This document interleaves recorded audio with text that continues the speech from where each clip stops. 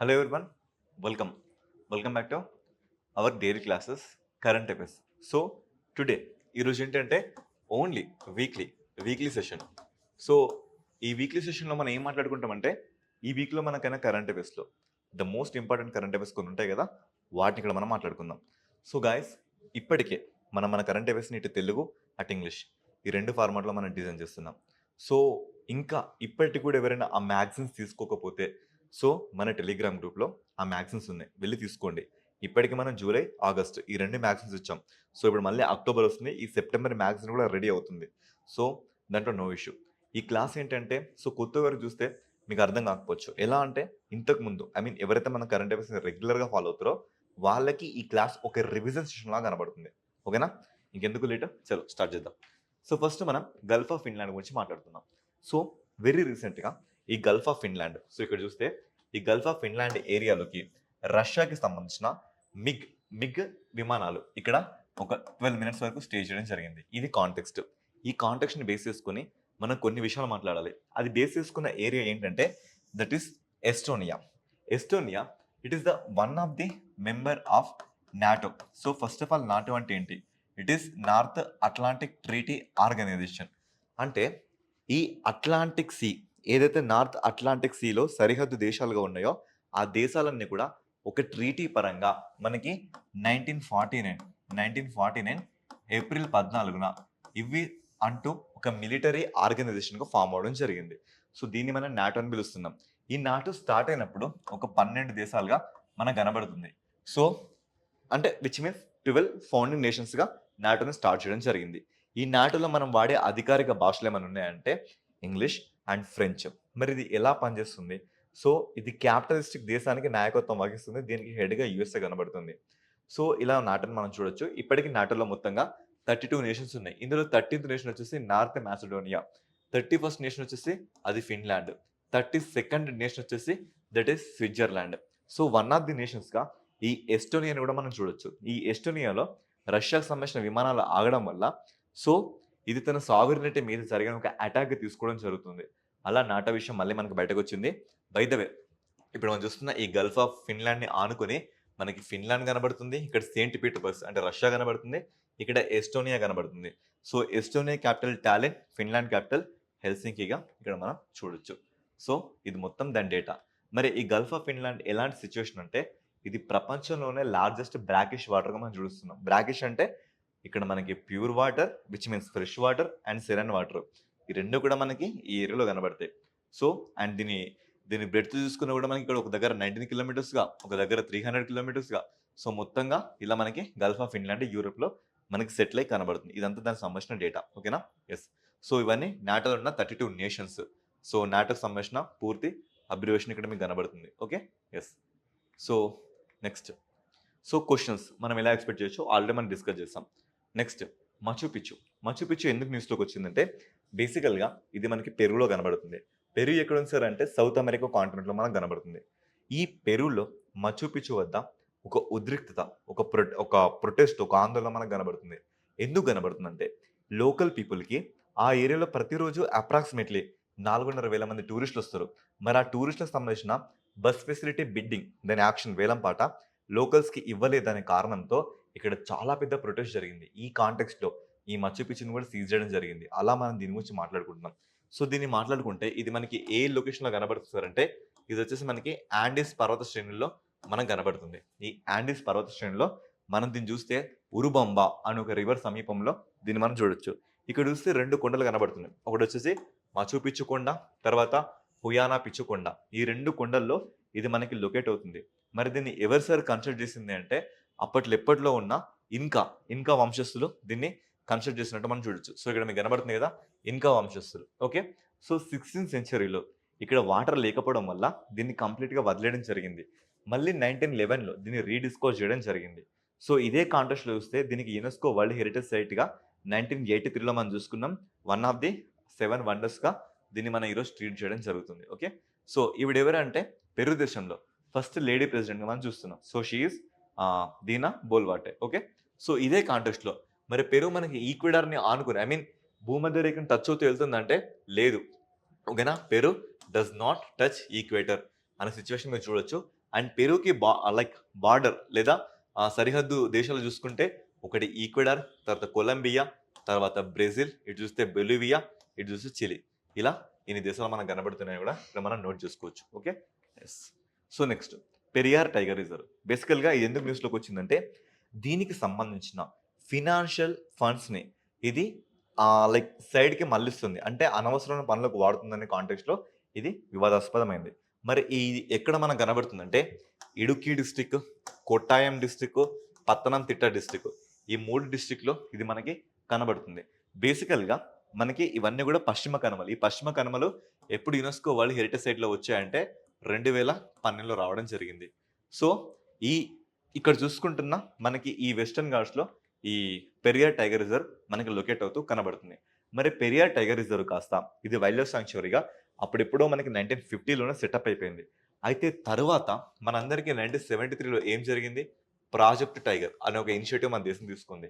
ఎందుకు తీసుకుంటారంటే అప్పటి వరకు మన దేశంలో లయన్స్ అంటే సింహాల్ని మాత్రమే మన లైక్ స్టేట్ ఆర్ నేషనల్ ఎనిమల్గా మనం ట్రీట్ చేయడం జరిగింది. పులుల సంఖ్య చాలా గణనీయంగా తగ్గింది. వాటికి ఇనిషియేటివ్ తీసుకోవాలని ఇందిరాగాంధీ 1973లో మనకి ఈ ప్రాజెక్ట్ టైగర్ తీసుకొచ్చింది. అప్పటి నుంచి టైగర్ రిజర్వ్స్ అనే కాన్సెప్ట్ వచ్చింది. అలా కేరళలో ఇది 10th టైగర్ రిజర్వ్గా 1978లో ఇది మనకి సెటప్ అయిపోయి కనబడుతుంది. సో ఇప్పుడు టైగర్ రిజర్వ్ వచ్చింది కాబట్టి వీడియో చూస్తున్న మిమ్మల్ని నేను అడుగుతున్న క్వశ్చన్ ఏంటంటే project elephant, project rhinoceros, project lion, project crocodile, project turtles, ఇవన్నీ కూడా మీరు నోట్ చేసుకోవాలి. ఆల్రెడీ వీటిని నేను చెప్పాను, బట్ అయినా కూడా మళ్ళీ మీరు రిమినిస్కింగ్ చేసుకోవాల్సిన బాధ్యత మీదే. Okay, ya. నెక్స్ట్ మరి ఇదే విధంగా కేరళలో మనకి ఇంపార్టెంట్ థింగ్స్ ఏమైనా ఉన్నాయంటే సో నేషనల్ పార్క్స్ కానీ వైల్డ్ లైఫ్ సాంక్చురీస్ కానీ టైగర్ రిజర్వ్స్ కానీ చూసుకుంటే ఫస్ట్ ఆఫ్ ఆల్ ఇక్కడ ఆరాలం వైల్డ్ లైఫ్ సాంక్చురీ చూడండి. ఇది ఎందుకు సార్ ఫేమస్ అంటే ఇండియాలోనే మొట్టమొదటి సీతాకోక చిలుకలకి సంబంధించిన వైల్డ్ లైఫ్ సాంక్చురీ ఇది కనబడుతుంది. మరి సీతాకోక చిలుకలకు సంబంధించిన నేషనల్ పార్క్ అంటే అది బన్నెర్ఘట్ట నేషనల్ పార్క్ బెంగళూరులో మనకు కనబడుతుంది. నెక్స్ట్ ఇంకేమైనా ఇంపార్టెంట్ మనకు కనబడుతున్నాయంటే డెఫినెట్లీ ఇక్కడ తట్టేకట్ బల్లై బర్డ్ వైల్డ్ లైఫ్ సాంక్చురీ. ఇక్కడ కొత్తగా ఒక 4 స్పీషీస్ని వెరీ రీసెంట్గా ఫైండ్ అవుట్ చేయడం జరిగింది. ఓకే, నెక్స్ట్ ఇక్కడ చూసుకుంటే మనకి Periyar national park or Periyar tiger reserve. దీని పక్కనే ఇడుక్కి వైల్డ్ లైఫ్ సాంక్చురీ, ఇక్కడే మతికెట్టం షోలా పార్క్. మరి shola park, so shola national park అంటే ఏంటంటే షోలాస్ అంటే ఏమీ అనుకోకండి, ఒక 1000 to 1400 మీటర్స్ హైట్లో ఉన్న గ్రాస్ లేదా గడ్డి జాతి మొక్కల్ని మనం షోలా అడవులని పిలుస్తాం. బేసికల్గా ఇవి మనకి ఎక్కడ కనబడుతున్నాయి? పశ్చిమ కనుమల్లో కనబడుతున్నాయి. తర్వాత చూసుకుంటే మనకి నీలగిరిలో కూడా కనబడుతున్నాయి. ఓకేనా, ఎస్. నెక్స్ట్ దీని మీదే మనకి లైక్ అనేముడి షోలా పార్క్ కానీ, తర్వాత Chinnar wild life sanctuary, Eravikulam wild life sanctuary, Parambikulam tiger reserve, Silent Valley national park, Wayanad wild life sanctuary. ఇవన్నీ కూడా అంటే ఒక టాపిక్ మనకు చేతికొచ్చింది కాబట్టి ఒకేసారి అన్నింటినీ కొట్టేసిద్దాం అలా అన్నట్లుగా. Okay, next. సో నెక్స్ట్ మళ్ళీ మనకు ఖతార్ న్యూస్లోకి వచ్చింది. ఎందుకు సార్ ఖతార్ న్యూస్లోకి వచ్చిందంటే ఇక్కడ మీకు రెండింటి గురించి తెలియాలి. ఇజ్రాయెల్ని ఏం చేస్తుంది ప్రజెంట్?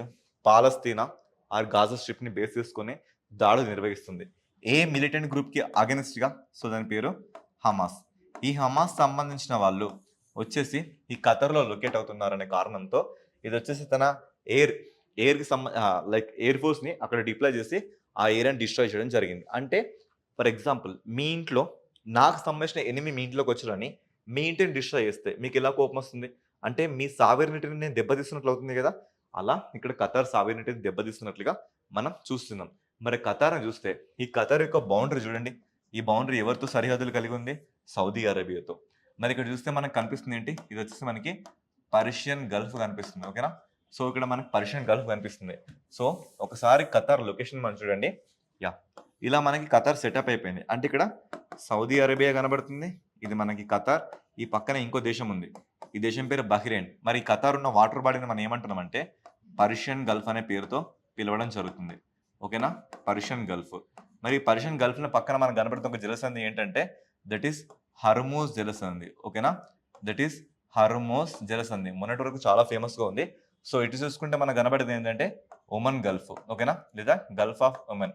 ఇలా మనకి ఇది లొకేషన్ కనబడుతుంది. బై ద వే ఖతార్ రాజధాని వచ్చేసి మనకి దోహా.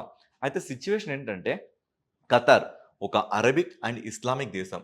ఇలా ఏ అరబిక్ లేదా ఇస్లామిక్ దేశం మీద ఎవరు చేయి వేసినా కూడా నాటో లాగా మనం కూడా ఇస్లామిక్ మిలిటరీ ఆర్గనైజేషన్‌ని ఫైండ్ ఔట్ చేద్దాం. మనం కూడా ఒకటి సెటప్ చేసుకుందాం అనే ఆలోచన ఇక్కడొచ్చింది. అదే గాని జరిగితే పాకిస్తాన్ కూడా ఒక ముస్లిం దేశమే. ఆ పాకిస్తాన్ అనే ముస్లిం దేశం కూడా చాలా బలంగా మారడానికి ఒక సిట్యుయేషన్ ఏర్పడుతుంది. ఎలా అంటే ఇండియాకి, పాకిస్తాన్‌కి పడదు. ఆపరేషన్ సింధూర్ మనం చూసాం. ఇప్పుడు మనం అలాంటి ఆపరేషన్ సింధూర్‌ని ఒక్కసారి పాకిస్తాన్ మీద చేయేస్తే ఈ ప్రపంచంలో ఉన్న ముస్లిం దేశాలన్నీ కూడా మన మీదకొచ్చే ప్రాబ్లమ్ మనకు కనబడుతుంది. అంటే ఇంటర్నేషనల్ రిలేషన్‌షిప్‌లో భాగంగా, వరల్డ్ జియోగ్రఫీలో భాగంగా, జియో పొలిటికల్‌లో భాగంగా ఇది చాలా ఇంపార్టెంట్. అర్థమవుతుంది గదా! యెస్. నెక్స్ట్.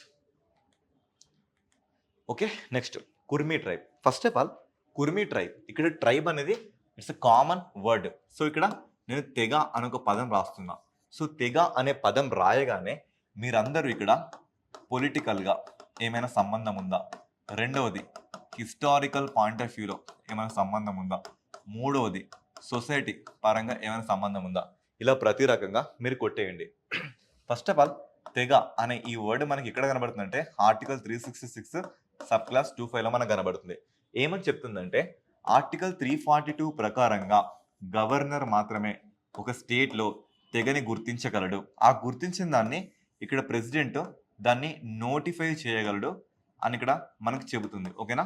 ఇలా మనం ఆర్టికల్స్‌ని బేస్ చేసుకోవచ్చు.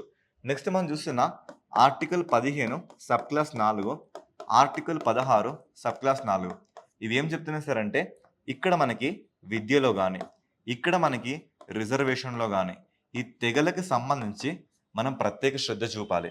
అదే విధంగా ఆర్టికల్ 46 కూడా చెప్తుంది. వెనుకబడిన సమాజాన్ని మనం ముందుకు తీసుకురావాలి. ఎడ్యుకేషన్ పరంగా వాళ్ళకి సహాయం చేయాలని. అదే విధంగా మనకి ఆర్టికల్ 330 కూడా ఏం చెప్తుంది? లోక్‌సభలో తెగలకు సంబంధించిన స్పెషల్ రిజర్వేషన్ చూసుకోమని చెప్తుంది. బేసికల్‌గా ఈ కుర్మిస్ తెగ మనకి ఎక్కడెక్కడ కనబడుతుంది సార్ అంటే ఒకటొచ్చేసి మనకి బీహార్‌లో కనబడతారు. సమ్ పార్ట్ వచ్చేసి మనకి ఒడిషాలో కనబడతారు. సమ్ పార్ట్ వెస్ట్ బెంగాల్‌లో కనబడతారు. సమ్ పార్ట్ జార్ఖండ్‌లో కనబడతారు. మరి వీళ్ళ ప్రాబ్లమ్ ఏంటి సార్ ఇప్పుడు అంటే వీళ్ళకంటూ ఒకటే ప్రాబ్లమ్ ఉందండి. అదేంటి అంటే 1950 టైంలో ఎప్పుడు 1950 టైంలో వీళ్ళని ఎస్టీ కేటగిరీ నుంచి ఓబీసీ కేటగిరీ చేంజ్ చేయడం జరిగింది. తర్వాత వీళ్ళకి రావాల్సిన హక్కులు మొత్తం ఇతర కులస్తులు లైక్ ఏమంటారు? దోచుకోవడం గాని, వీళ్ళకి వీళ్ళకంటూ రావాల్సినన్ని తగ్గిపోవడం గాని, ఈ కాంటెస్ట్‌లో వీళ్ళిప్పుడు ప్రొటెస్ట్ చేస్తున్నారు. మరి ప్రొటెస్ట్ చేస్తూ వీళ్ళు ఇంకొక వర్డ్‌ని కూడా తీసుకొచ్చారు. ఆ వర్డ్ ఏంటి అంటే వీళ్ళకి సంబంధించిన భాషని అధికారిక భాష అంటే అఫీషియల్ లాంగ్వేజ్ తీసుకురావని చెప్తున్నారు. మరి అఫీషియల్ లాంగ్వేజ్ అంటే మనకి మొత్తం స్కెడ్యూల్స్ ఎన్నున్నాయండి పాలిటీలో? మొత్తం మనకి 12 స్కెడ్యూల్స్ ఉన్నాయి. మరి ఒకప్పుడు స్వాతంత్రం వచ్చిన కొత్తలో అంటే కాన్స్టిట్యూషన్ వచ్చిన కొత్తలో మనకి 8 మాత్రమే ఉన్నాయి. ఇప్పుడు 12 ఉన్నాయి. మరి ఆ 12ని గుర్తుపెట్టుకోండి సింపుల్‌గా మీకు ఒక ట్రిక్ చెప్తాను. So that is tears of old పీఎంగా మీరు గుర్తుపెట్టుకోండి. ఇక్కడ టీ అంటే టెరిటరీ అంటే ప్రదేశాలు. ఈ అంటే ఎమోల్యుమెంట్స్ అంటే జీతభత్యాలు. ఏ అంటే అఫర్మేషన్ అంటే ప్రమాణ స్వీకారం. ఆర్ అంటే రాజ్యసభ. ఎస్ అంటే స్కెడ్యూల్డ్ ఏరియాస్. ఓ అంటే అదర్ స్కెడ్యూల్ ఏరియాస్. ఎఫ్ అంటే ఫెడరలిజం అంటే ఫెడరలిజం అంటే లైక్ ఏమంటారంటే తెలుగులో అంటే అధికారాల విభజన అన్నట్లుగా. ఓకేనా? యెస్. అధికారాల విభజనగా మనం చూడొచ్చు. మళ్ళీ ఇక్కడ ఓ అంటే అఫీషియల్ లాంగ్వేజ్. ఎల్ అంటే ల్యాండ్ రిఫార్మ్స్. డి అంటే డిఫెక్షన్ లా. పి అంటే పంచాయతీ. ఎం అంటే మునిసిపాలిటీ. అయితే ఇక్కడ మీకు 8వ పాయింట్ ఆఫ్ వ్యూలో అఫీషియల్ లాంగ్వేజ్ అని కనబడుతుందా? అంటే దాని అర్థం ఏంటి? అధికారిక భాష. సో చెప్పండి మీరే భారతదేశంలో ఎన్ని అధికారిక భాషలు మనకు కనబడుతున్నాయి? 22 అధికారిక భాషలు కనబడుతున్నాయి. మరి ఈ 22 అధికారిక భాషల్లో తొలుతగా అంటే కాన్స్టిట్యూషన్ వచ్చిన కొత్తలో మనకు కనబడుతున్న అధికార భాషలు 14 మాత్రమే. తర్వాత 21వ అమెండ్మెంట్ ద్వారా మనం సింధీని తీసుకొచ్చాం. ఆ తర్వాత 71 అమెండ్మెంట్ ద్వారా మనం కొంకణి, మణిపురి, నేపాలిని మనం ఇక్కడ తీసుకురావడం జరిగింది. ఆ తర్వాత 92nd అమెండ్మెంట్ 2003లో మనం బోడో, డోగ్రి, మైథిలి, సంతాలి ఇలా కొత్తగా ఇంకొక 8 భాషలు తీసుకొచ్చాం. మొత్తంగా మనకి 22 భాషలుగా ఇప్పుడు మనకి ఫిట్ అయిపోయినట్లుగా కనబడుతుంది. ఇది వీళ్ళకి సంబంధించిన ఒక ప్రొటెస్ట్ అంటే తెలుగులో ఆందోళన అని మనం చెప్పొచ్చు. మరి వీళ్ళు మనకి ఎక్కడెక్కడ కనబడుతుంది సార్ అంటే వెస్ట్ బెంగాల్‌లో జర్గ్రాము, బాంకురా, పశ్చిమ మెదినీపుర, పురూలియా, అదే మనం జార్ఖండ్‌లో చోటా నాగ్‌పూర్, కొల్హాన్, పలమావు, ఒడిషాలో మయూర్భంజ్ డిస్ట్రిక్ట్‌లో, అదే బీహార్‌లో చూస్తే మనకి పూర్నియా, కతిహార్, అరారియా ఇవన్నీ డిస్ట్రిక్ట్స్‌లో వీళ్ళు మనకు కనబడుతున్నారు. అండ్ ఇదొక్కటే కాదండి. వీళ్ళు మనకి చారిత్రాత్మకంగా చాలా మూమెంట్స్‌లో కూడా కనబడుతున్నారు. మనకి ఇక్కడ చూసుకుంటే చువర్ మూమెంట్ ఇది ఎప్పుడు స్టార్ట్ అయింది సార్ అంటే 1798, 99లో మనకి స్టార్ట్ అయింది. ఎందుకు స్టార్ట్ అయిందంటే టు అగెనెస్ట్ జమీందారీస్. ఓకేనా? To against zamindaris. మరి ఇదే 1798లో మనకు వచ్చిన ఇంకో థింగ్ ఏంటంటే దట్ ఈస్ సబ్సిడరీ అలియన్సీ, అంటే తెలుగులో సైన్య సహకార పద్ధతి. ఎవరు సార్ దీన్ని తీసుకొచ్చింది అంటే that is lord Wellesley. And ఇదే టైంలో మనం చూసుకుంటే మనకు కనబడుతుంది ఏంటంటే ఫోర్త్ మైసూర్ వార్ కూడా మనకి ఇక్కడ కనబడుతుంది. ఈ ఫోర్త్ మైసూర్ వార్లో టిప్పు సుల్తాన్ని ఈ వెల్లెస్లీ చంపడం కూడా మనం చూడొచ్చు. సో ఇలా ఇది చూడొచ్చు. నెక్స్ట్ థింగ్లో చూస్తే వీళ్ళు మనకి సంతాలి సంబంధించిన ఒక రివోల్ట్ చూడొచ్చు. మరి ఇది ఎప్పుడు జరిగింది సార్ అంటే ఇది 1855లో జరిగింది. మరి ఇక్కడ మెయిన్ లీడర్స్ ఎవరు సార్ అంటే that is Siddhu and Kanha. వీళ్ళిద్దరూ ఈ మూమెంట్ని లీడ్ చేయడం జరిగింది.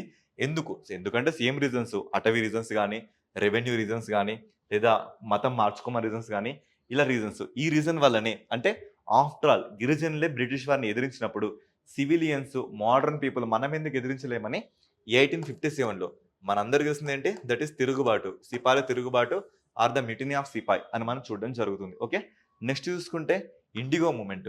ఈ ఇండిగో మూమెంట్ మనకి అప్రాక్సిమేట్లీ 1859-60 ఈ టైంలో కనబడుతుంది. ఈ 1860లో ఈ ఇండిగో మూమెంట్కి సంబంధించిన ఒక జర్నల్ ప్రచురితమైంది. దాని పేరే నీల్ దర్పణ్. మరి దీన్ని ఎవరు రాసేస్తారంటే దీనబంధు మిత్ర అనే ఒక ప్రముఖ ఎడిటర్ దీన్ని రాయడం జరిగింది. సో ఇది కూడా మనం ఈ కాంటెక్స్ట్లో చూడొచ్చు. Okay, yes. సో ఇవన్నీ అఫీషియల్ లాంగ్వేజ్కి సంబంధించిన, ఇంతకుముందు నేను మాట్లాడా కదా. సో అలా మరి అఫీషియల్ లాంగ్వేజ్లో నేపాల్ మన దేశం కానప్పటికీ నేపాలీ అనే భాష మన దేశంలో కనబడుతుంది అఫీషియల్ లాంగ్వేజ్గా. ఇంగ్లీష్ మన దేశంలో మనం అందరం వాడుతున్నాం, ఒక సెకండరీ లాంగ్వేజ్గా, ఇంటర్మీడియట్ లాంగ్వేజ్గా మనం వాడుతున్నాం. But this English is not our official language. ఇది గుర్తుపెట్టుకోండి. ఇలాంటి ఏరియాలో మార్క్స్ పోవడానికి చాలా ఆస్కారం మనకి కనబడుతుంది. తర్వాత 71st అమెండ్మెంట్ 1992లో వచ్చింది. 92nd అమెండ్మెంట్ 2003లో వచ్చింది. ఇది దానికి సంబంధించిన స్టోరీ. ఇవన్నీ ఇప్పుడు నేను చెప్పిన ఆర్టికల్ 366, 342, తర్వాత 342, 244, 330, ఆర్టికల్ 15(4) ఇలా మనం మాట్లాడుకోవచ్చు. నెక్స్ట్ ముంబై అహ్మదాబాద్కి సంబంధించిన బుల్లెట్ ట్రైన్కి సంబంధించిన ఒక న్యూ ఇష్యూ బయటకు వచ్చింది. ఇక్కడ న్యూ ఇష్యూ ఏంటంటే ఒక టన్నెల్ కన్స్ట్రక్ట్ చేశారు. ఆ టన్నెల్ లెంత్ ఎంత అంటే అప్రాక్సిమేట్లీ 4.88 కిలోమీటర్స్.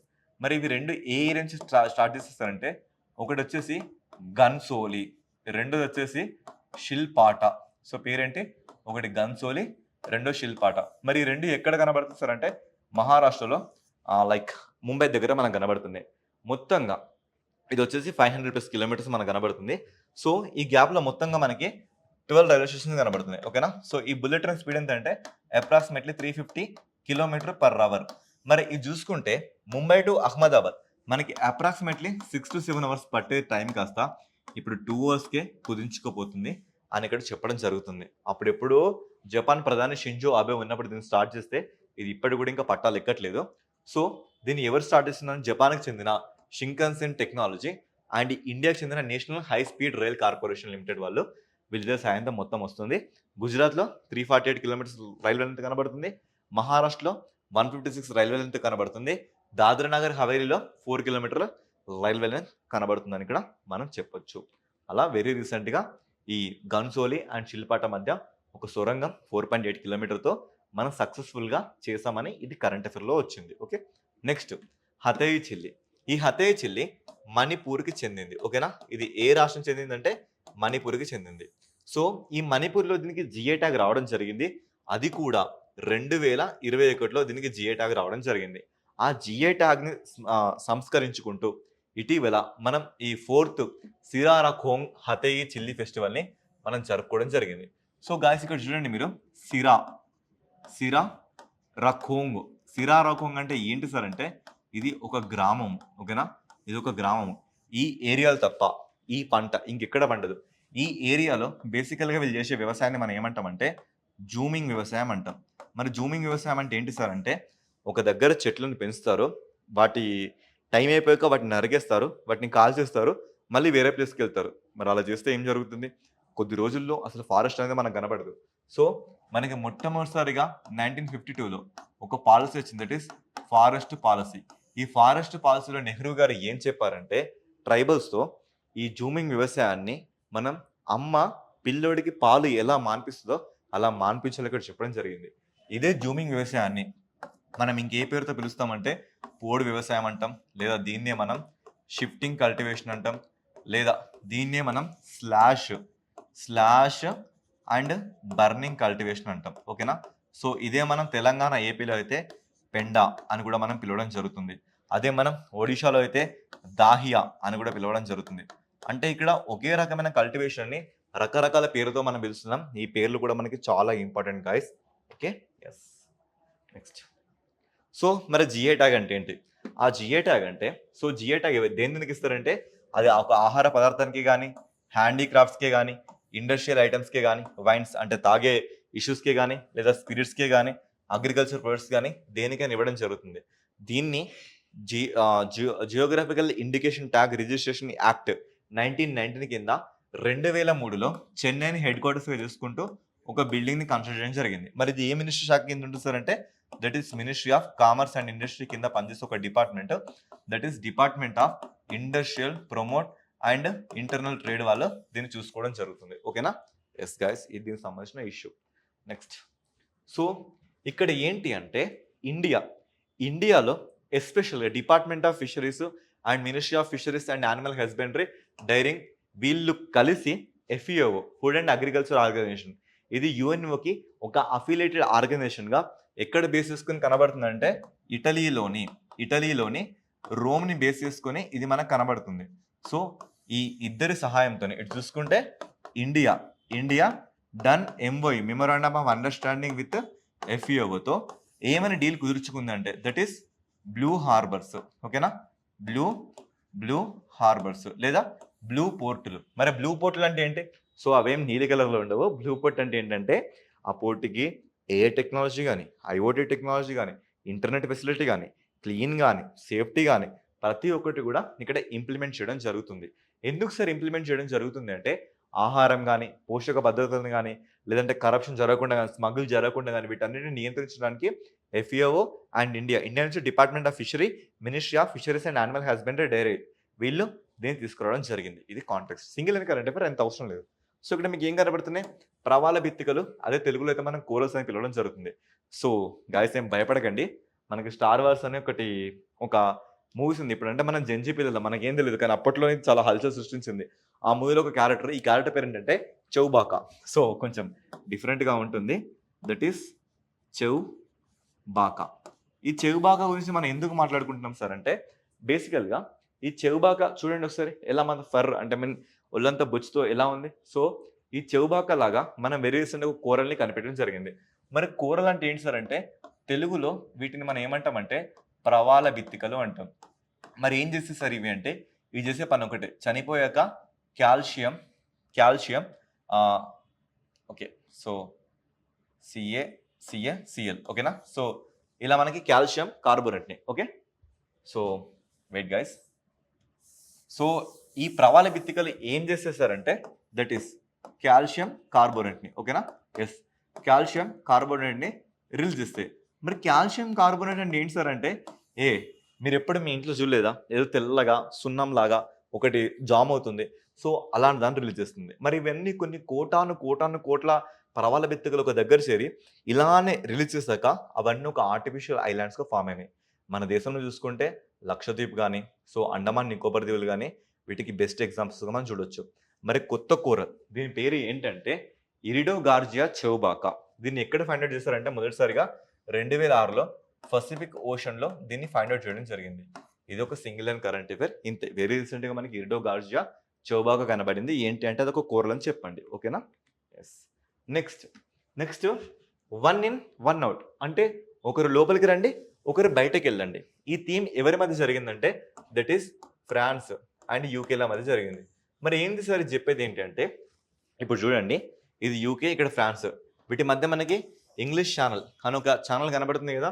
అక్రమ రవాణా కానీ, స్మగిల్ కానీ, కిడ్నాపింగ్ కానీ ఏదో ఒకటి. సో ఇరు దేశాల మధ్య ఇలా వెళ్ళడం రావడం జరుగుతుంది కదా. అంటే అక్రమ వలసలు నిరోధించడానికి ఈ రెండు దేశాలు తీసుకున్న ఒక అగ్రిమెంటే 1 in 1 out. ఈ దేశానికి సంబంధించిన పర్సన్ ఎవరైనా ఈ దేశానికి వస్తే ఆ దేశంలో ఫస్ట్ వెరిఫై చేసి వాళ్ళు అక్కడ ఉండాలంటే అసైలం అంటే ఆశ్రయం ఇస్తారు. ఆశ్రయం ఇచ్చిన తర్వాత వాళ్ళు అక్కడ ఉండాలా, మరి తిరిగి ఆ దేశమే సొంత డబ్బులు పెట్టుకొని తన ఓన్ నేషన్కి పంపించడం జరుగుతుంది. సో ఇది ఇంటర్నేషనల్ హ్యూమానిటేరియన్స్కి కొంచెం ఎఫెక్టివ్గా పనిచేస్తుందని ఇక్కడ మనం చెప్పొచ్చు. ఇది యాక్టివ్ ఎప్పటి నుంచి ఉంటుంది సార్ అంటే 2025 ఆగస్టును చూసుకుంటే 2026 జూన్ వరకు ఇది యాక్టివ్గా మనకి కనబడుతుంది. ఇల్లీగల్ ఎంట్రన్స్ని అరికట్టడానికి ఇది దోహదపడుతుందని చెప్పొచ్చు. Okay, next universal postal union. ఓకేనా, యూనివర్సల్ పోస్టల్ యూనియన్ బేసికల్గా ఇది మనకి అత్యంత ఓల్డెస్ట్ ఆర్గనైజేషన్గా మనకు కనబడుతుంది. మరి ఎప్పుడు సార్ ఇది ఏర్పడిందంటే ఇక్కడ చూడండి 1874లో మనకి ఏర్పడింది. ఎక్కడ? బెర్న్, ఇది స్విట్జర్లాండ్లో మనకు కనబడుతుంది. అయితే వెరీ రీసెంట్గా 20th కాన్ఫరెన్స్ జరిగింది. దీనికి మన ఇండియా ఇక్కడ ఏంటి మెంబర్షిప్ని పొందడం జరిగింది, సభ్యత్వం పొందడం జరిగింది. అలా ఇది మన కాంటెస్ట్లోకి వచ్చింది. సో యూనివర్సల్ పోస్టల్ యూనియన్ అంటే ఏంటంటే it is also an affiliated body to UNO. మరి ఇది ఏం చేస్తుంది సార్ అంటే సో పోస్టల్ అంటే ఇంటర్నేషనల్గా ఉన్న పోస్టల్ నామ్స్ కానీ పోస్టల్ సంబంధించిన సర్వీసెస్ కానీ వాటి కమ్యూనికేషన్ కానీ వాటికంటూ గైడ్ లైన్స్, రూల్స్, రెగ్యులేషన్స్ జారీ చేస్తూ మనకు కనబడుతుంది. సో ఇక్కడ చూడొచ్చు 1874లో 150 years కింద ఏర్పడింది. యునైటెడ్ నేషన్ యొక్క స్పెషలైజ్డ్ ఏజెన్సీ ఇంకా మనకి యాక్టివ్లో ఉంది. బెర్న్లో కనబడుతుంది, అది స్విట్జర్లాండ్లో ఉంది. డైరెక్టర్ జనరల్ చూసుకుంటే మసాహిగో మెటోకి. ఓకేనా, ఇలా మనం చూడొచ్చు. ఓకేనా, ఎస్. నెక్స్ట్ ఇది చేసే పనులండి. దీంట్లో మొత్తంగా మనకి 4 బాడీస్ కనబడతాయి. ఒకటి మనకి కాంగ్రెస్, ఇంకోటి కౌన్సిల్ ఆఫ్ అడ్మినిస్ట్రేషన్, ఇంకోటి పోస్టల్ ఆపరేషన్ కౌన్సిల్, ఇంకోటి ఇంటర్నల్ బ్యూరో కనబడుతుంది. ఆ కాంగ్రెస్ ఎవ్రీ 4 yearsకి ఒకసారి లైక్ కాంగ్రెస్ అంటే సమావేశం అవుతుంది. మరి అదే మనం కౌన్సిల్ ఆఫ్ అడ్మినిస్ట్రేషన్ చూసుకుంటే ఆ కాంగ్రెస్ జరిగే ప్రతి దాన్ని కూడా ఇక్కడ తీర్మానిస్తుంది. ఇలా మనం చూడొచ్చు. Okay, next aflatoxin. అఫ్లోటాక్సిన్ అంటే ఏంటంటే బేసికల్గా మనందరికీ పాథాలజీలో శిలీంధ్రం అంటే ఏంటో తెలుసు కదా. సో మీకు శిలీంధ్రం అని చెప్పడానికంటే మన భాషలో చెప్పాలంటే దట్ ఈస్ బూజు. ఓకేనా, ఈ బూజుని మనం శిలీంధ్రం అంటాం. అదే ఇంగ్లీష్లో అయితే ఫంగి అంటాం.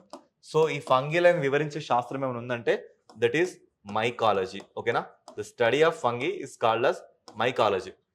సో ఏంటి సార్ ఇప్పుడు అఫ్లోటాక్సిన్ అంటే మళ్ళీ కొత్త పేరేం కాదండి. ఇలా బూజు పడుతుంది చూడండి, ఇలా ఇక్కడ చూడండి బూజు పట్టిందా. సో ఈ బూజుని మనం అఫ్లోటాక్సిన్ అంటున్నాం. వెరీ రీసెంట్గా మనకి కోడెక్స్ అనొక సంస్థ కానీ లేదా FAO ఫుడ్ అండ్ అగ్రికల్చర్ సంస్థ కానీ ఈ రెండు కూడా ప్రపంచవ్యాప్తంగా జరుగుతున్న ఇంపోర్ట్స్ కానీ ఎక్స్పోర్ట్స్ అబౌట్ ఫుడ్ వాటికి ఇంటర్నేషనల్ నామ్స్ సెట్ చేయడం జరుగుతుంది. ఆ నామ్స్ ఏ మాత్రం తేడా కొట్టినా కూడా అది ఇంపోర్ట్స్ని యాక్సెప్ట్ చేయవు. సో అలా వెరీ రీసెంట్గా ఇండియన్ చేస్తున్న ప్రొడక్ట్స్ బాగాలేవని ఇండోనేషియా వీటిని కట్ చేయడం జరిగింది. అలా మనం దీన్ని చూడడం జరుగుతుంది. బేసికల్గా ఇది ఒక ఫంగికి సంబంధించిన రోగం అన్నట్లుగా. ఓకేనా, ఎస్. Next geckos. గెక్కో అనగానే మీకు బల్లి అంటే బాగుంటుంది కదా. సో వెరీ రీసెంట్గా మనకి అస్సాంలో బరేల్ రేంజ్లో ఒక గెక్కో కనబడింది. తన పేరు ఏంటి అంటే దట్ ఈస్ సిర్టోడాక్టిలస్ కసియెన్సిస్ గ్రూప్. ఓకేనా, సిర్టోడాక్టిలస్ కసియెన్సిస్ గ్రూప్ అంటే ఇది అండి, ఇది. సో 1 2 3 4 5 6 ఇలా మొత్తం మనకి 6 రకాల బల్లులు కనబడతాయి. వీటి స్పెషాలిటీ ఏంటంటే వాటి ఈ టో ఉంది కదా, ఈ టో బెండ్ అయి ఉంటుంది. సో వీటికి ఈ టో ఇక్కడ బెండ్ అయి ఉంటుంది. అలా మనం దీన్ని చూడొచ్చు, సిర్టోడాక్టిలస్ వనరక్షక. ఈ వనరక్షక ఏంటంటే అస్సాం ఫారెస్ట్ డెవలప్మెంట్ వాళ్ళు దీనికి ఆ పేరు ఇవ్వడం జరిగింది. ఇది మనకి బరేల్ రేంజ్లో కనబడుతుంది. ఓకేనా, సో ఇలా మనం చూడొచ్చు. ఓకే, నెక్స్ట్ కేంద్ర సమాచార కమిషన్. సో ఇక్కడ కేంద్ర సమాచార కమిషన్ గురించి చెప్పేటప్పుడు మీకు కొన్ని విషయాలు చెప్పాలండి నేను. సో ఫస్ట్ ఆఫ్ ఆల్ మన కరెంట్ అఫైర్ ఏంటి? మన కరెంట్ అఫైర్ ఏంటి అంటే సో సెంట్రల్ ఇన్ఫర్మేషన్ కమిషన్ అంట ఇప్పటికీ తను హెడ్లెస్ అంటే చైర్మన్ లేకుండా 7వసారి ఉండడం జరిగింది. ఎన్ని సంవత్సరాల్లో? 11 సంవత్సరాల్లో ఇలా 7వసారి ఉండడం జరిగింది అనేది మన theme. First of all information commission అంటే ఏంటి? సో మన భారతీయ పౌరులందరూ కూడా మన గవర్నమెంట్ ఏం ఖర్చు పెడుతుంది, ఎంత ఖర్చు పెడుతుంది, ఏం చేస్తుంది, ఇవన్నీ లెక్కలు చూసుకోవాల్సిన అవసరం మనకు ఉంది కదా. అంటే ఆ రైట్స్ మనకు ఉన్నాయి కదా. సో ఆ రైట్స్ ప్రకారంగా మన దేశంలోకి వచ్చిన ఒక యాక్ట్ ఉందండి. ఆ యాక్ట్ ఏంటంటే that is right to information act. మరి ఇది ఎప్పుడు వచ్చింది సార్ అంటే 2005లో వచ్చింది. దీని ప్రకారంగా మన దేశంలో సెంట్రల్ ఇన్ఫర్మేషన్ కమిషన్ మనం ఏర్పరచడం జరిగింది. ఇందులో ఒక చైర్మన్ 10 మంది సభ్యులు ఉంటారు. వీళ్ళ టర్మ్ ఎంత సార్ అంటే 3 years లేదా 65 years, విచ్ ఇస్ ఎర్లియర్. ఏది ముందు వస్తే అది అన్నట్టు మనం చూడొచ్చు. మరి వీళ్ళని ఎవరు నామినేట్ చేసేస్తారంటే ఒకరు వచ్చేసి ప్రైమ్ మినిస్టర్, ఇంకొకరు వచ్చేసి any cabinet minister. He will be definitely appointed by this prime minister. Next లోక్సభకు సంబంధించిన ప్రతిపక్ష నాయకుడు. ఈ ముగ్గురు సాయంతో మనం వీళ్ళని చేయడం జరుగుతుంది. మరి వీళ్ళు ఏం చేస్తారంటే అప్పీల్స్ని స్వీకరించి దాని ప్రకారంగా మనకి ఇన్ఫర్మేషన్ జారీ చేస్తారు. మరి ఇది ఏం చెప్తుంది సార్ అంటే మన ఇండియన్ పాలిటీలో బాధ్యతాయుతమైన ప్రభుత్వం అంటే ఇంగ్లీష్లో రెస్పాన్సిబుల్ గవర్నమెంట్ అంటున్నాం. మరి రెస్పాన్సిబుల్ గవర్నమెంట్ అనే వర్డ్ మనకి ఎప్పుడు వచ్చింది అంటే 1919 గవర్నమెంట్ ఆఫ్ ఇండియా యాక్ట్. ఇంకా చెప్పాలి అంటే దీన్నే మనం మాంటెగూ చెమ్స్ఫర్డ్ యాక్ట్ అని కూడా పిలవడం జరుగుతుంది. ఇక్కడ మొదటిసారిగా మనం బాధ్యతాయుతమైన గవర్నమెంట్ అనే పదం రెస్పాన్సిబుల్ గవర్నమెంట్ విన్నాం. మరి దాని ప్రకారం ఇక్కడ మనకి లిస్టులు 2 రకాలుగా రిజర్వ్ అయిపోయినాయి. ఒకటి వచ్చేసి రిజర్వ్ లిస్ట్ అని కనబడుతుంది. ఇంకొకటి వచ్చేసి మనకి ట్రాన్స్ఫర్డ్ లిస్ట్ అని కనబడుతుంది. ఓకేనా? ఒకటి రిజర్వ్ లిస్ట్, ఇంకొకటి ట్రాన్స్ఫర్డ్ లిస్ట్ గా మనం చూడొచ్చు. ఈ రిజర్వ్ లిస్ట్ లో ఓన్లీ బ్రిటిష్ సంబంధించిన లిస్ట్ ఉండేటివి. ఈ ట్రాన్స్ఫర్ లిస్ట్ లో మన భారతీయులకు సంబంధించి ఎలక్షన్ తో పాటు మనకి ఎన్నికల వల్ల వీళ్ళందరూ వచ్చేసి మనకి బాధ్యతాయుత ప్రభుత్వంగా మనకు కనబడారు. ఈ బాధ్యతాయుత ప్రభుత్వం ఏం చెప్పాలంటే that is transparency, responsibility, accountability ఇవన్నిటిని కూడా చూపెట్టాల్సిన అవసరం మనకుంది. అలా ఇప్పుడు మనం సెంట్రల్ ఇన్ఫర్మేషన్ కమిషన్ మాట్లాడుతున్నాం. ఇక్కడ చూస్తే అప్రాక్సిమేట్లీ వీళ్ళందరూ చైర్మన్స్ అండి. సో ప్రజెంట్ చైర్మన్ ఎవరంటే హీరాలాల్ సమారియా. ఈయన టైం అయిపోయింది. సో అయినా కూడా దీనికి చైర్మన్ లేడని ఇది ఇప్పుడు మనకి న్యూస్లోకి వచ్చింది. ఓకేనా? ఎస్, ఇదంతా ఇప్పుడు నేను చెప్పిన ఇష్యూ అండి. ఓకే, నెక్స్ట్ బీమా సుగమ్ పోర్టల్. పేర్లోనే ఉంది ఇన్సూరెన్స్కి సంబంధించిన సుగమ్ పోర్టల్. అంటే ఇన్సూరెన్స్ సంబంధించిన ఇన్సూరెన్స్ ఇచ్చేవాళ్ళు కానీ, ఇన్సూరెన్స్ తీసుకునే వాళ్ళు కానీ, మిడిల్స్ కానీ ఎవరికైనా కూడా చాలా సులభతరంగా ఉండే ఒక పోర్టల్. దీన్ని ఎవరు డిజైన్ చేసేస్తారంటే IRDA, ఇరిడా. ఓకేనా? Like Indian insurance regulation development authority. ఇది 1990లో ఒక యాక్ట్ ప్రకారంగా మన దేశంలో స్టాచ్యుటరీ బాడీ అంటే తెలుగులో చట్టబద్ధ సంస్థగా మన దేశంలో ఏర్పడింది. మరి దీనికి ఎవరెవరు సపోర్ట్ చేస్తారంటే LIC. ఇది మనకి 1956లో ఏర్పడింది. Okay, life insurance corporation. Next GSA, general insurance commission. ఇది మనకి 1972లో ఏర్పడింది. వీరిద్దరి సపోర్ట్తో ఇప్పుడు మనం చూస్తున్న ఈ బీమా సుగమ్ పోర్టల్ మనకు వచ్చింది. ఇది ఎవరి నామ్స్ ప్రకారం ఏర్పడింది? ఇన్సూరెన్స్ రెగ్యులేషన్ డెవలప్మెంట్ అథారిటీ ప్రకారంగా ఇది మన దేశంలో కనబడుతుంది.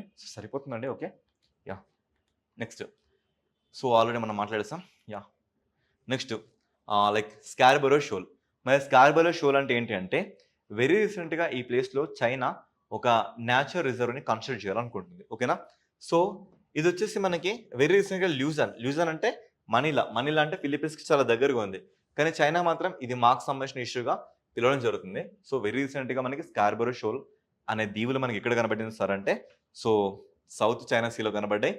చాలా దగ్గరగా ఫిలిప్పీన్స్కి మనం చూడొచ్చు అని మనం ఇక్కడ చెప్పొచ్చు. ఓకేనా? ఎస్. నెక్స్ట్, మరి ఇక్కడ చెప్పినప్పుడు మనకి UN క్లాస్ అంటే united nation convention law of seas. So సముద్రాలకు సంబంధించి తమ సరిహద్దును రక్షణగా చేసుకునే ఒక చట్టం అన్నట్లుగా ఇది మనకి 1982లో వచ్చింది. ఇంప్లిమెంటేషన్ మాత్రం 1994లో జరిగింది. దీని ప్రకారంగా ఒక దేశ సరిహద్దుల్ని మనం 3 టైప్స్ కేటగిరైజ్ చేసినాం. ఒకటి టెరిటోరియల్ సీగా కేటగిరైజ్ చేసినాం, రెండోది కంటిగ్యూస్ కేటగిరైజ్ చేసినాం, నెక్స్ట్ ఎక్స్క్లూజివ్ ఎకనామిక్ జోన్గా మనం కేటగిరైజ్ చేసినాం. మరి టెరిటోరియల్ సీ చూసుకుంటే జస్ట్ 12 నాటికల్ మైల్స్ వరకే సెటప్ అయిపోయింది. మరి కంటిగ్యూస్ జోన్ చూసుకుంటే 24 నాటికల్ మైల్స్కు సెటప్ అయిపోయింది. అదేవిధంగా ఎక్స్క్లూజివ్ ఎకనామిక్ జోన్ చూసుకుంటే 200 నాటికల్ మైల్ వరకు సెట్ అయిపోయింది. 1 nautical mile is equal to 1.842 కిలోమీటర్స్గా మనం చూడవచ్చు. ఓకేనా? Yes. Next, okay, next Chabahar ఓడరేవు. సో చాబహార్ ఓడరేవు మనకి ఇరాన్లో కనబడుతుంది. ఎందుకు సార్ అంటే సిపెక్ అంటే చైనా పాకిస్తాన్ ఎకనామిక్ కారిడార్ అనేది మనకి చైనా మన ఇండియాకి ట్రేడ్కి కానీ సెక్యూరిటీ కానీ కాంట్రాక్ట్కి ఇచ్చే విధంగా పాకిస్తాన్ నుంచి తీసుకోవడం జరిగింది. పాకిస్తాన్లో గ్వాదర్ పోర్ట్కి లింకప్ చేయడం జరిగింది. ఇదే కాంటెక్స్ట్లో ఇండియా కూడా ఇరాన్ని ఉద్దేశించి ఇరాన్లో చాబహార్ పోర్ట్ని డెవలప్ చేస్తూ వచ్చింది. అంటే ఇంతకుముందు వరకు ఇరాన్ మీద చాలా ఆంక్షలు అమెరికా విధించింది. ఇప్పుడు ఆ ఆంక్షలను కూడా తొలగిపోయాయి. ఈ కాంటెక్స్ట్లో మళ్ళీ మనకి చాబహార్ పోర్ట్ న్యూస్లో వచ్చింది. సో ఇలా సింపుల్గా చాబహార్ ఎక్కడ ఉంది అంటే ఇరాన్లో ఉందని చెప్పేసండి. ఓకేనా?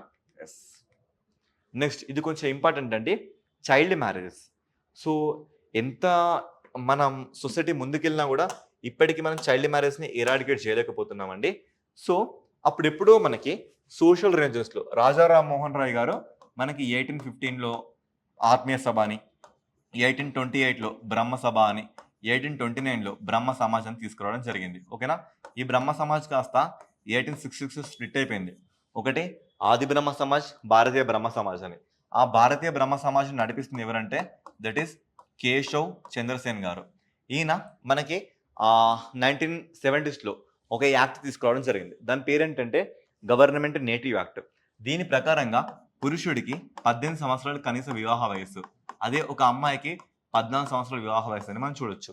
ఇదే విధంగా పార్సీ కమ్యూనిటీ వాళ్ళు, ఈ పార్సీ కమ్యూనిటీ ఒక రిఫార్మేటివ్ యూనిట్ ఉంటుంది. దాని పేరేంటంటే దట్ ఈస్ రహ్నూమా రహ్నూమా మజ్ దాయస్నన సభ. ఓకేనా, దాని పేరేంటంటే రహ్నూమా మజ్ దాయస్నన సభ ఉంటుంది. దీనికి చెందిన ఒక ఎమినెంట్ పర్సనాలిటీ పేరేంటంటే his name is Behramji Malabari. పేరేంటి? బెహరామ్జీ మలబార్జీ. ఈయన తీసుకొచ్చిన ఒక యాక్ట్ దట్ ఈస్ 1891లో కన్సెంట్ యాక్ట్ అంటే అనుమతి చట్టం.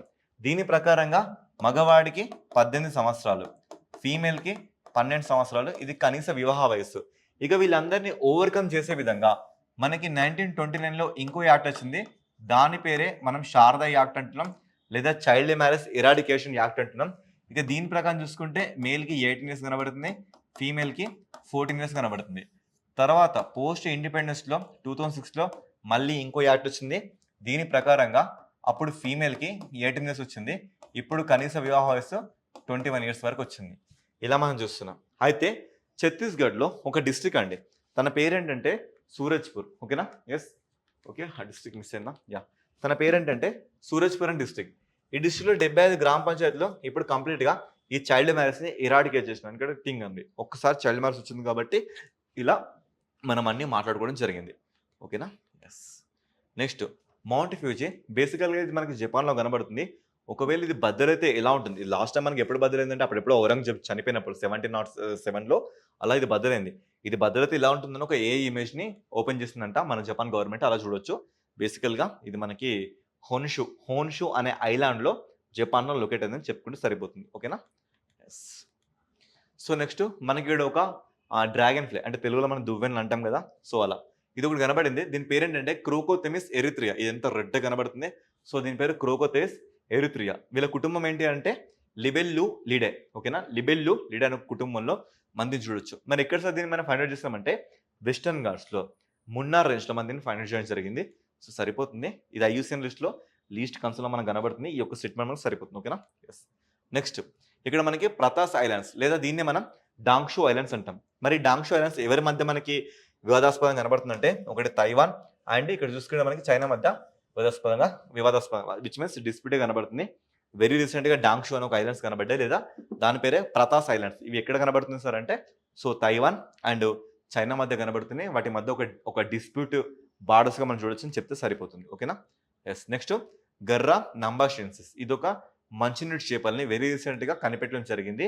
మరి ఇది ఏ ప్లేస్లో కనిపెట్టాం సార్ అంటే ఇక్కడ పక్కన మనకి చింద్వాన్ అని ఒక రివర్ కనబడుతుంది. సో ఇక్కడ కామ్జోంగ్ అనే డిస్ట్రిక్ట్లో మనం వీటిని ఫైండ్ అవుట్ చేస్తాం. ఓకేనా, ఫైండ్ అవుట్ చేసిన జరిగింది. టారెట్ లాక్ అనేది ఈ చింద్వాన్ యొక్క ఉపనది. ఈ ఉపనది మనకి ఏ జిల్లాలో కనబడుతుందంటే ఇక్కడ మనకి కామ్జోంగ్ డిస్ట్రిక్ట్లో కనబడడం జరుగుతుంది. ఆ రేంజ్లో మనం దీన్ని లైక్ కనిపెట్టామని ఇక్కడ థింగ్ అన్నట్లుగా. ఓకేనా, ఎస్. నెక్స్ట్ పింక్ ట్యాక్స్ అంటే ఏంటంటే సో ఏదో కొత్త ట్యాక్స్ అనుకోకండి, జస్ట్ మగవాళ్ళకి ఆడవాళ్ళకి. సో ఒకే వస్తువు ఇక్కడ చూడండి, మగవాళ్ళకి 6 రూపీస్ దొరికితే ఇక్కడ అదే వస్తువు 10 రూపీస్కి గర్ల్స్కి దొరుకుతుంది. ఇక్కడ మగవాళ్ళకి షేవింగ్ కిట్ ఒక 10 రూపీస్ దొరికితే ఇక్కడ వాళ్ళకి 12 రూపీస్ దొరుకుతుంది. ఇక్కడ చూడండి ఒక నిక్కర్ మనకి 18 రూపీస్ దొరికితే వాళ్ళకి 30 రూపీస్ దొరుకుతుంది. అంటే ఇక్కడ ప్రతిసారి ఇక్కడ ఆడవాళ్ళకి కంపెనీలు వాళ్ళు ఉద్దేశించి రేట్లు వేస్తుంది. మరి వీటి వల్ల గవర్నమెంట్ యూజ్ అంటే అది కూడా లేదు. మరి ఫస్ట్ టైం పింక్ ట్యాక్స్ ఎప్పుడు మనకు నేమ్లోకి వచ్చింది అంటే కాలిఫోర్నియాలో 1994లో ఇది మనకి లైమ్లైట్లోకి వచ్చింది. సో అది ఆడవాళ్ళు వాడుతున్న pink toys, hair cuts, dry cleans, razor's, shampoos, body lotions, deodorants, facial care, skin care, beauty care, ఇలా రకరకాలండి. అవన్నిటి మీద కూడా ట్యాక్సెస్ పెంచుతున్నారని ఇక్కడ థింగ్. మరి మన దేశంలో ఉందంటే అట్లా ఏం లేదు. సో మన దేశంలో ఎవరు దీన్ని చూసుకుంటున్నారంటే that is national consumer disputes redressal commission అనే ఒక వింగ్ ఉంటుంది. ఇది పింక్ ట్యాక్స్ సంబంధించిన ఇలా మీరు పెంచొద్దు రేట్లు. మన దేశంలో ఇలాంటి నామ్స్ చట్టాలు లేవు, బట్ పెంచొద్దని సలహా ఇచ్చింది. ఓకేనా, ఎస్. నెక్స్ట్ కోలా మనకి ఇక్కడ కనబడుతుందంటే సో ఇది ఆస్ట్రేలియాలో మాత్రమే కనబడే జంతువులు. ఓకేనా, సో వీటిని మనం ఇంకేమంటామంటే మార్సుపియల్ అని ఒక టర్మినాలజీ ఇక్కడ మీరు గుర్తుపెట్టుకోండి. దట్ ఈస్ మార్సుపియల్ అంటే ఏంటంటే ఇంకా పూర్తిగా డెవలప్ కాని బేబీస్. అంటే ఇప్పుడు మీరు కంగారుస్ని చూడండి, వాటి పొట్టలో తమ బేబీని పెట్టుకుంటాయి కదా, అలా అన్నట్లు వీటిని మనం మార్సుపియల్స్ అంటాం. సో ఈ కోలా మనకి ఓన్లీ ఇక్కడ ఆస్ట్రేలియాలో కనబడుతుంది. ఇది ఒక కైండ్ ఆఫ్ ఎలుగుబంటి. దీని పని ఏంటంటే పొద్దున్న దాకా తినడం పడుకోండి. యూకలిప్టస్ ఆకులను తింటారు. ఓకేనా, ఇలా చాలా క్యూట్గా పడుకుంటాయి ఇవి. సో ఎందుకు సార్ వీటి గురించి మనం మాట్లాడుతున్నామంటే ఇక్కడ వీటికి క్లామిడియా అని ఒక బ్యాక్టీరియల్ డిసీజ్ వీటికి ఉంటుంది. వచ్చంటే మాక్సిమం చనిపోతాయి. వీటికి ఇప్పుడు ఆస్ట్రేలియా మందు తీసుకురావడం జరిగింది. అంటే విచ్ మీన్స్ వ్యాక్సిన్ తీసుకురావడం జరిగింది. అలాగే మళ్ళీ న్యూస్‌లోకి వచ్చి మరి ఐయూసీఎన్‌లో మనకి వల్నరబుల్ లిస్ట్‌లో మనకు కనబడుతున్నాయి. ఓకేనా? Yes. Next INS Androth. INS Androth అంటే ఏంటంటే this is an anti submarine warfare shallow water crafts. ఇక్కడ మీరు ఒకసారి ఈ వర్డ్‌ని చూడండి. Anti submarines. సబ్మెరైన్స్ అంటే మనకి వాటర్‌లో ఇలా కనబడతాయి కదా! సో మనం 'గాజీ' మూవీ చూసినాం కదా! రానాది. ఓకేనా? సో అలా ఈ యాంటీ సబ్మెరైన్స్‌ని ఆపే విధంగా షాలో అంటే డీప్ లోపలికెళ్ళి టార్పిడోస్ అంటే చాలా పెద్ద బుల్లెట్‌లను రిలీజ్ చేసి వీటిని డిస్ట్రాయ్ చేసే థింగ్స్ అన్నట్టుగా. ఈ మొత్తంగా మనం 8 ఆర్డర్ ఇస్తే ఇప్పటికి 2 వచ్చాయి. ఎవరికి ఆర్డర్ ఇచ్చామంటే garden ship builders and engineers కలకత్తాలో ఉంటారు. వాళ్ళకి దీన్ని ఆర్డర్ ఇవ్వడం జరిగింది. సో ఇది రెండో నౌక మనకొచ్చింది. సో సరిపోతుందండి డేటా. సో గాయ్స్ ఇవి ఈరోజు కరెంట్ అఫైర్స్. సో గాయ్స్ ఇప్పటి నుంచి మనం ఏ కరెంట్ అఫైర్స్ మిస్ అవ్వదు. వీక్లీ కరెంట్ అఫైర్స్ అయినా, మంత్లీ కరెంట్ అఫైర్స్ అయినా మళ్ళీ మీ ముందుకు తీసుకొస్తా. సో 30 మినిట్స్ 60 కరెంట్ అఫైర్స్‌లో ఇంతకుముందు ఒక ప్రోగ్రామ్ చేసాం. అదే విధంగా మళ్ళీ మనం దీన్ని కూడా తీసుకొచ్చాం. సో గాయ్స్ ఇది ఈ వీక్ ఈ సెప్టెంబర్‌లో వచ్చిన major important current affairs. So guys this is the today's class. ఇంత దూరం వచ్చారంటే సో డెఫినెట్‌గా మీకు నచ్చే ఉంటుంది కదా! So give a like to our channel. So until then keep following, keep showing your love towards us. So this is your Shravan sir. Thank you. Thank you so much.